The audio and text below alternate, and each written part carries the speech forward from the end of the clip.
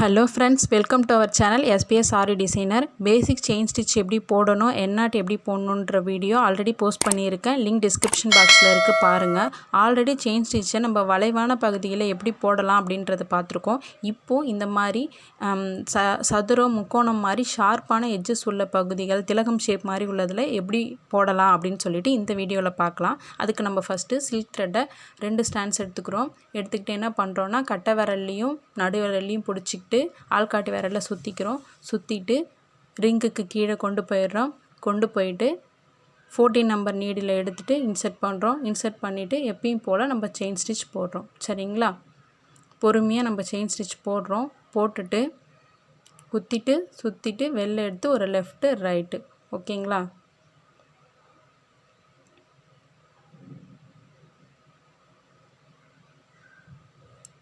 போட்டுட்டு நம்ம திருப்ப வேண்டிய எட்ஜுக்கு வந்துட்டு நம்ம என்ன பண்ணணும்னா, அப்படியே திருப்பிடக்கூடாது. அப்போ நம்மளுக்கு அந்த ஷார்ப் எட்ஜஸ் வராது. நம்ம என்ன பண்ணலாம் அப்படின்னா, இருங்க உங்களுக்கு பென்னில் போட்டு காட்டுறேன். இப்போ நம்ம என்ன பண்ணணும்னா, கீழே வரணும். ஓகேவா? நம்ம கீழே வரணும். ஆனால் நம்ம என்ன பண்ணுவோம்னா, கீழே வரமாட்டோம். அதுக்கு பதில் என்ன பண்ணுறோம் அப்படின்னா, மேலே போயிட்டு மேலேனா பெரிய செயின் ஸ்டிச்சாக போட்டுறக்கூடாது. ஒரே ஒரு குட்டி லாக் அப்படின்றது எதுவும் கிடையாது. நம்ம செயின் ஸ்டிச்சை பெருசாக போடாமல் சின்னதாக போடுறோன்னா அது பேர் தான் லாக் ஸ்டிச்சுன்னு சொல்லுவோம். இப்போ கீழே வரணும். உங்களுக்கு நான் சொல்கிறது புரியலன்னா ஏரோ மார்க்கை பாருங்கள். நம்ம கீழே வரணும் ஆக்சுவலாக, ஆனால் நம்ம கீழே வரமாட்டோம். நம்ம என்ன பண்ணுவோன்னா, மேலே போயிட்டு ஒரு குட்டி லாக் போடுவோம். லாக்குன்றது என்னென்னா, செயின் ஸ்டிச்சை அந்த சைஸ்க்கு இல்லாமல் அதை விட சின்னதாக போடுறது பேர் தான் லாக் ஸ்டிச் அப்படின்னு அர்த்தம். அதை போட்டுட்டு திருப்பி ரிவர்ஸில் கீழே வருவோம். இதுதான் ஷார்ப் எட்ஜஸ்க்கான ஃபார்முலா. சரிங்களா? இப்போ இந்த எட்ஜஸ்க்கு வந்தாச்சு. இப்போ பாருங்கள். இப்போ நம்ம என்ன பண்ணணுன்னா, லெஃப்ட் சைடு போகணும் இல்லையா? நம்ம அந்த பக்கம் போக மாட்டோம். என்ன பண்ணுவோன்னா, அதுக்கு ஆப்போசிட் டைரெக்ஷனில் போகும். எப்பயுமே எந்த சைடு திரும்பணுமோ அதுக்கு ஆப்போசிட் சைடு போகணும். ஓகேவா? குட்டி லாக் போட்டோமா, இப்போ ரிவர்ஸில் திருப்புறோமா. இப்போ அந்த எட்ஜஸ் பாருங்கள், கார்னர் எவ்வளோ அழகாக இருக்குது பாருங்கள்.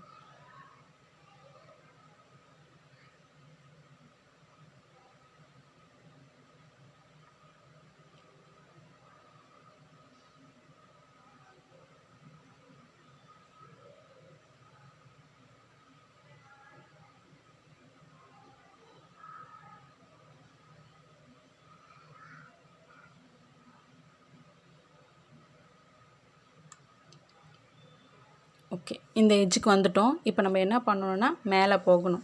ஓகேவா? நம்ம மேலே போகணும், ஆனால் மேலே போக மாட்டோம். கீழே போயிட்டு ஒரு குட்டி லாக் போட்டுட்டு மேலே போவோம். குட்டி லாக் அப்படின்றது என்னதுன்னா, சின்னதாக ஒரு செயின் ஸ்டிச் போடுறது பேர் தான் குட்டி லாக் ஸ்டிச். சரிங்களா? லாக்னா கன்ஃபியூஷன் ஆகிடாதீங்க. லாக் ஸ்டிச்சுன்றது என்னென்னா, செயின் ஸ்டிச்சை பெருசாக போடாமல் சின்னதாக போட்டோன்னா அது பேர் தான் லாக் ஸ்டிச்.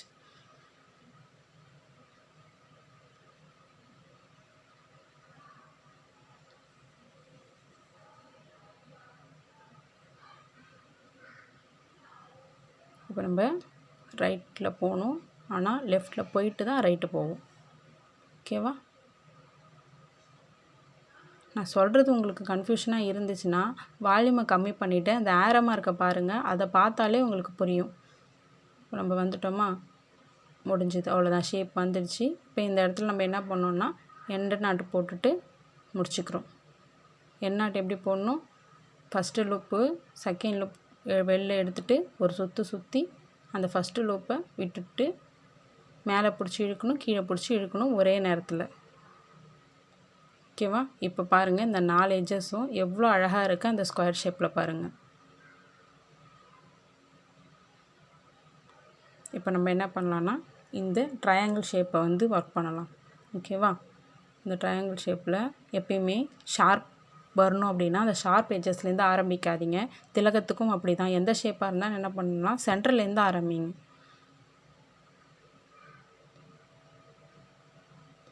சென்டர்லேருந்து ஆரம்பித்து எடுத்துகிட்டு போயிட்டு நம்ம எட்ஜஸ்க்கு வந்துட்டு இப்போ நம்ம கீழே வரணும் இல்லைங்களா? கீழே வரக்கூடாது. அதுக்கு பதில் என்ன பண்ணணும்னா, மேலே போயிட்டு கீழே வரணும். என்னடா இவங்க சொன்னதையே ரிப்பீட்டடாக சொல்லிக்கிட்டே இருக்காங்களே நினைக்காதீங்க. ஒரு விஷயத்தை நம்ம திரும்ப திரும்ப கேட்கும்போது நமக்கே அறியாமல் அது நம்ம மனசில் பதிஞ்சிரும். குட்டி லாக் போட்டுட்டு ரிட்டன் கீழே வந்துடுறோம். அவ்வளோதான். இப்போ அந்த எட்ஜஸ் எவ்வளோ ஷார்ப்பாக இருக்குது பாருங்கள். நீங்கள் திலகம் ஷேப் ஒர்க் பண்ணும்போது உங்களுக்கு இந்த அளவுக்கு ஷார்ப்னஸ் வந்தால் தான் ப்ளவுஸில் அந்த ஒர்க்கை பார்க்கும்போது ரொம்பவே அழகாக இருக்கும். வந்துட்டோமா? இப்போ என்ன பண்ணணும்? சாரி,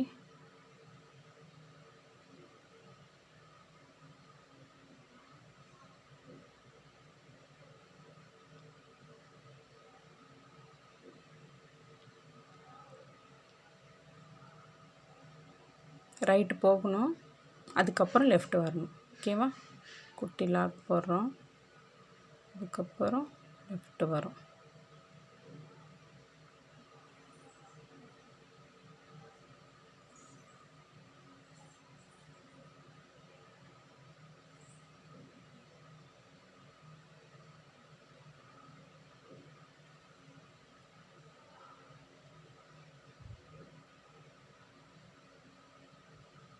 இப்போ இங்கே நான் ஆரோ மார்க் போடல, அப்படியே நம்ம என்ன பண்ணிக்கணும், ஆப்போசிட் சைடில் கீழே வந்துட்டு திருப்பி மேலே போக போகிறோம். அவ்வளோதான். இதுக்கப்புறம் நம்ம ஒவ்வொரு ஷேப்புக்கும் ஆரோ மார்க் போடணுன்னு அவசியம் இல்லை. இதுவே உங்களுக்கு நல்லா புரிஞ்சிருக்குன்னு நினைக்கிறேன்.